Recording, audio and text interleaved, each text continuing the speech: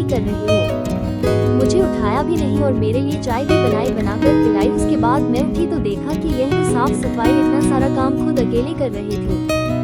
मैं सोकर उठी तो मैंने देखा कि साफ सफाई हो रही थी। धीरे धीरे बाबू मेरा खेल रहा था, अपने पापा के साथ काम कर रहा था।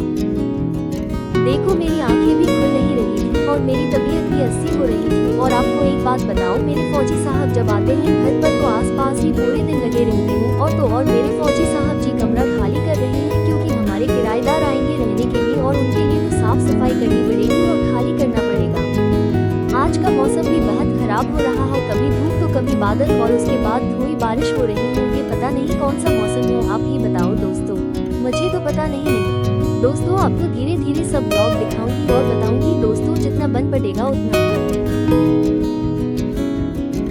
सारा सामान बिखरा हुआ पड़ा है दोस्त है, सोफे इधर सेट कर दिए हैं हमने अपने स्टूडियो में दोस्तों, आप खुद देख सकते हैं।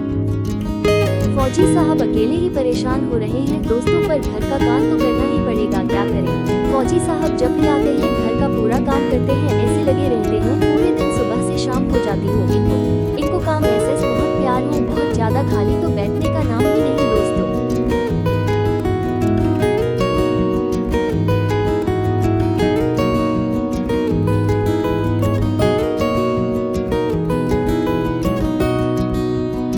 यहाँ सारे कपड़े निकाल दिए हैं और सारा बिस्तर खाली कर दिया है, आप खुद देख लो दोस्तों। और बहुत सारे कपड़े निकाले हैं, आप देख सकते हो, और कंबल भी निकाले हैं सारे, देख लो आप कैसे